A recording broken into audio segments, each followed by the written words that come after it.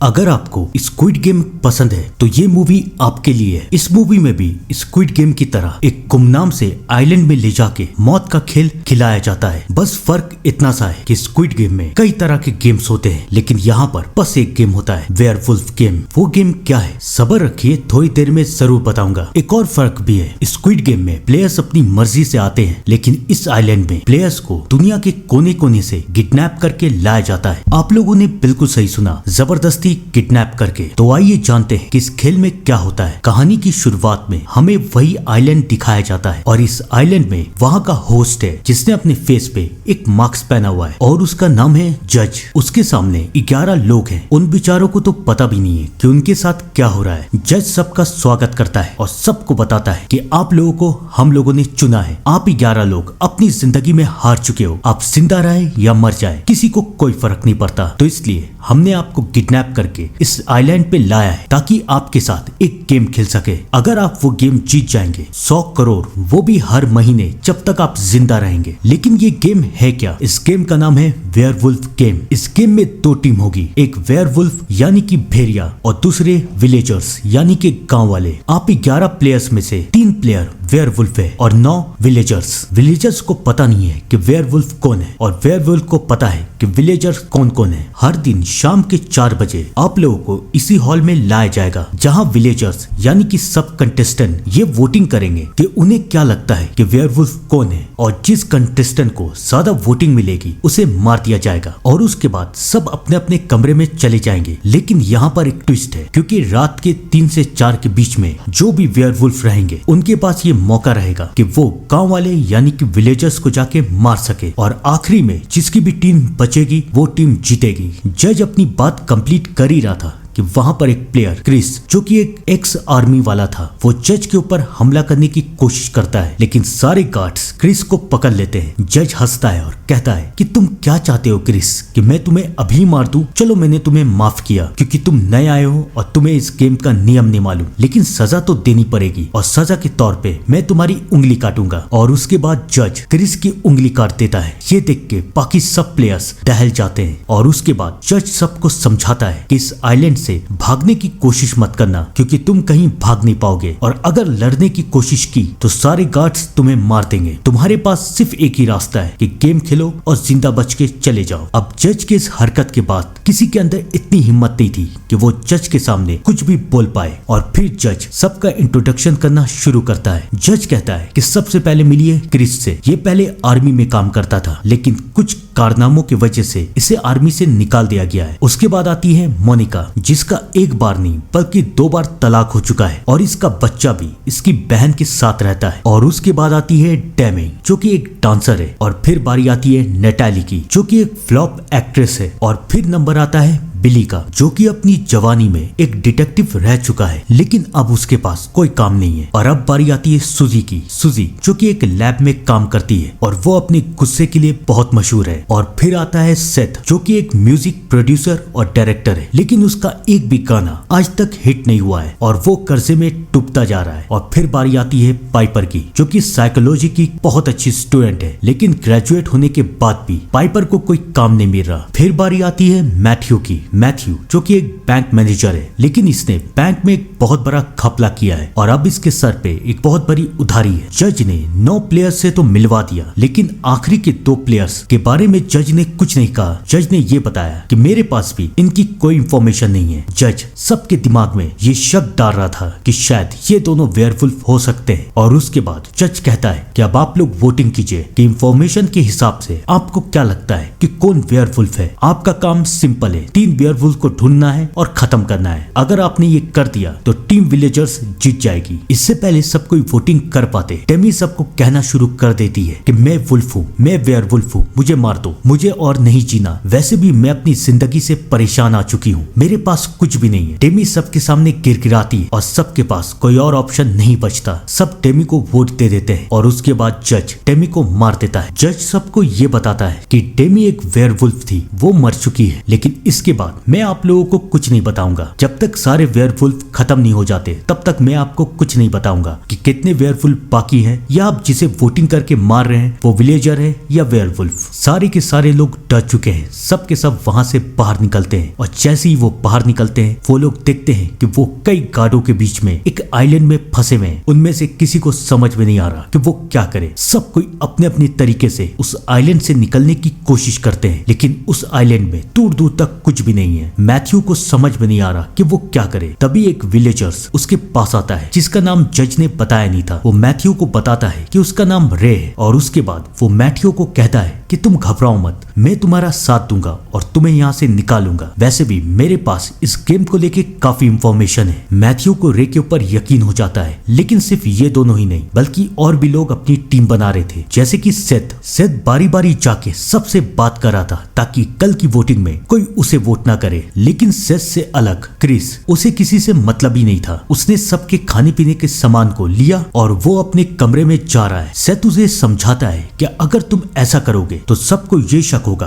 कि शायद तुम वेयरवुल्फ हो, लेकिन क्रिस उसकी बात नहीं सुनता, वो चला जाता है। सूजी भी अपनी एक टीम बना चुकी है और सूजी के टीम में है एमेट, मोनिका, बिली, पाइपर और नटाली, और सेथ तो सबकी टीम का हिस्सा है ही। वो लोग भी प्लान बनाते हैं कि आज रात देखते हैं, उसके बाद यहाँ से बाहर निकलने की कोशिश करेंगे। मोनिका को बहुत अजीब लग रहा है, उसे और नहीं जीना, लेकिन एमेट मोनिका को समझाता है कि सब कुछ ठीक हो जाएगा। शायद एमेट और मोनिका को एक दूसरे से प्यार हो रहा है, लेकिन बेचारों को पता नहीं था कि आज रात क्या होने वाला है। और जैसा कि जज ने कहा था, रात 10 बज जाते हैं और सब अपने अपने कमरे में। और अब जो भी वेयरवुल्फ है वो बाहर निकलता है, उसे हथियार दिया जाता है और उसे एक टारगेट दिया जाता है कि उसे किसे मारना है। और उसका पहला टारगेट है सूजी। वो सूजी के पास जाता है और सूजी को मार देता है। आपको भी लगा था ना कि सूजी आगे तक जाएगी? मुझे भी लगा था, लेकिन अफसोस अगली सुबह सब कोई सूजी की लाश देखते हैं। अब सब कोई डर चुके हैं, उन्हें जल्द से जल्द पहचानना है कि वेयरवुल्फ आखिरकार है कौन। सेथ सबको कहता है कि मुझे 2 लोगों पे शक है। रे ने तो अपना नाम बता दिया है, वो अपने काम के बारे में भी बता रहा है, हम सबसे बात कर रहा है, लेकिन क्रिस हम में से किसी से बात नहीं कर रहा और वो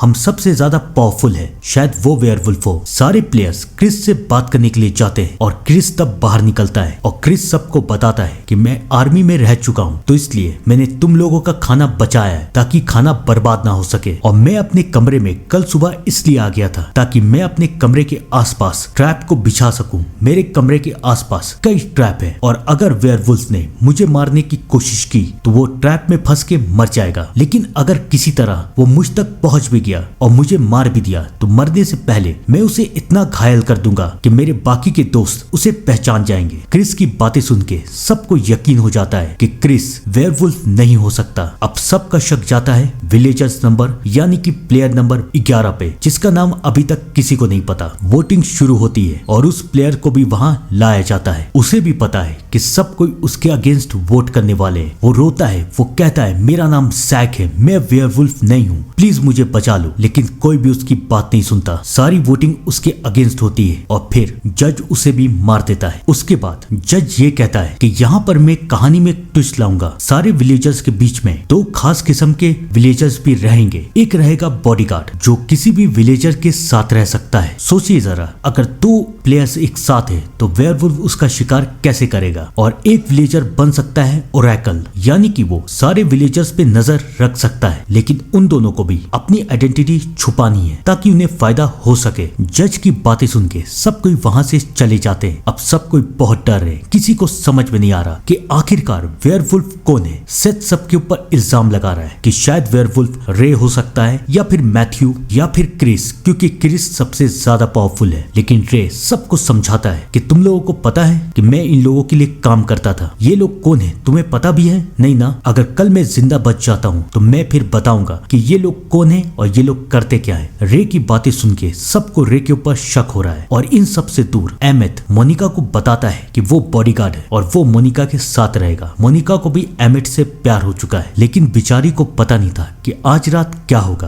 रात होती है और वेयरवुल्फ फिर से आते हैं और आज उनका टारगेट है एमिट। लेकिन वो एमिट को मारेंगे कैसे? हमें दिखाया जाता है कि एमिट अपने कमरे में काम से आता है और इसी मौके का फायदा उठा के वेयरवुल्फ एमिट को भी मार देते हैं। एमिट के मरने के बाद मोनिका टूट जाती है और उससे गुस्सा आ रहा है। वो सबके सामने जाती है, चिल्लाती है कि कौन है वेयरवुल्फ, किसने मारा एमिट को, मुझे बताओ। तुम लोग एक काम करना, तुम लोग मुझे वोटिंग में मार देना, अब मुझे और नहीं जीना। सेथ मोनिका को शांत करने की कोशिश करता है। सब आपस में डिस्कस कर रहे हैं कि आज वो किसे वोटिंग देंगे। रे सबको बताता है कि मुझ पे शक मत करना। सब कोई रे से पूछते हैं कि तुमने कहा था कि तुम इन लोगों के लिए काम कर चुके हो, ये लोग है कौन? तो रे उन लोगों को बताता है कि ये लोग एक एक्सपेरिमेंट कर रहे हैं। ये लोग ये देखना चाहते हैं कि इंसान अलग अलग हालात में आखिरकार क्या करते हैं, ताकि वो इंसानों को कंट्रोल कर सके। और मैं इसके टेक्निकल डिपार्टमेंट में काम करता था, लेकिन उस डिपार्टमेंट में ये सब कुछ बताया नहीं गया था। लेकिन मैंने सिस्टम को हैक करके सब कुछ पता कर लिया और शायद इसलिए मुझे यहाँ पे लाया गया है। रे की बातें सुन के सबको रे के ऊपर शक हो रहा है, लेकिन अब किसी को नहीं पता कि वोटिंग किसके अगेंस्ट जाएगी। फिर से वोटिंग शुरू होती है और इस बार वोटिंग रे के अगेंस्ट जाती है और जज रे को भी मार देता है। धीरे धीरे करके सारे विलेजर्स खत्म होते जा रहे हैं और जज अभी भी नहीं बता रहा है कि वेयरवुल्फ मरा है या फिर नहीं, कितने वेयरवुल्फ बाकी हैं, एक या दो। जज कुछ नहीं बता रहा। वोटिंग के बाद बिली सबको कहता है कि मुझे मैथ्यू पे शक है कि मैथ्यू वेयरवुल्फ हो सकता है और शायद मोनिका भी। मोनिका ड्रामा कर रही है सिंपैथी पाने के लिए, ताकि कोई उसे वोट ना करे। बिली की बातें सुन के दोनों को बहुत गुस्सा आ रहा है, लेकिन किसी को असल में पता नहीं है कि वेयरवुल्फ कौन है। रात होती है, वेयरवुल्फ एक बार फिर से आते हैं और आज वेयरवुल्फ का टारगेट है बिली। वो बिली के पास पहुंचते हैं। बिली कहता है ठीक है मुझे मार देना, लेकिन मरने से पहले मुझे तुम्हारा चेहरा देखना है। वेयरवुल्फ बिल्ली को अपना चेहरा दिखाता है और बिल्ली उसके चेहरे को देख के चौंक जाता है और फिर बिल्ली को भी मार दिया जाता है। अब सबको शक हो रहा है कि सेथ वेयरवुल्फ हो सकता है। पाइपर सबको ये कह रही है कि सेथ हमसे बात करने की कोशिश करता है, हमारे साथ टीम बनाने की कोशिश करता है। मुझे तो शक है कि शायद ये वेयरवुल्फ है। सेथ पाइपर की तरफ दिखता है और कहता है कि तुम साइकोलॉजी की स्टूडेंट हो ना, मुझे तो लग रहा है कि शायद तुम वेयरवुल्फ हो और तुम हमारे दिमाग के साथ खेल रही हो। उन दोनों के बीच में बहुत बहस होती है, लेकिन अब बहस करने का क्या फायदा। वोटिंग शुरू होती है, लेकिन इससे पहले वोटिंग हो पाती क्रिस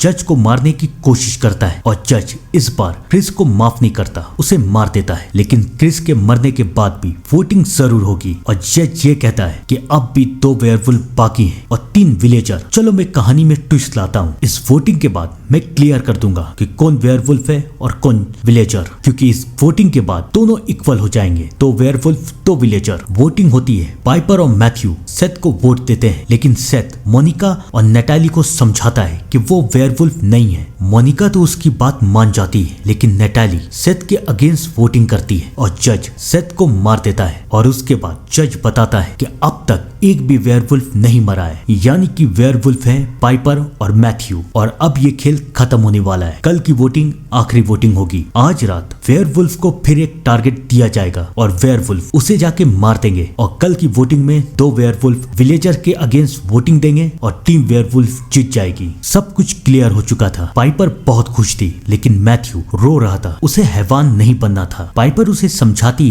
कि हम लोग जीत चुके हैं, हम लोग यहाँ से पैसे लेके जाएंगे। लेकिन नेटालिया और मोनिका उन दोनों को बताती है कि तुम लोगों को क्या लगता है, तुम लोग यहाँ से चले जाओगे? बिल्कुल भी नहीं, वो तुम लोगों को भी मार देगा। उन दोनों की बात सुन के मैथ्यू ये फैसला करता है कि अब वो इन दोनों के साथ है। पाइपर को भी मजबूरी में इन दोनों का साथ देना पड़ता है और सब ये फैसला करते हैं कि अब वो जज को मार देंगे। वो लोग गार्ड के ऊपर हमला करने की कोशिश करते हैं। कई सारे गार्ड को वो लोग मार भी देते हैं, लेकिन एक गार्ड मैथ्यू को मार देता है। अब पाइपर, नेटाली और मोनिका तीनों जज के पास पहुंचते हैं और अब फाइनली जज का काम खत्म हो चुका है। वो अपना मार्क्स उतारता है, इन लोगों से भीख मांगता है कि प्लीज मुझे छोड़ दो, तुम लोग मेरे साथ काम करो, तुम लोगों को बहुत पैसे मिलेंगे। लेकिन इन तीनों को तो अपने दोस्तों का बदला लेना था। वो लोग जज को मार देते हैं और फाइनली बोट से यहाँ से निकल जाते हैं। लेकिन मुझे लगता है कि इस कहानी का पार्ट 2 भी बन सकता है। आपको क्या लगता है? कमेंट करके जरूर बताइएगा। तब तक के लिए thank you and good bye.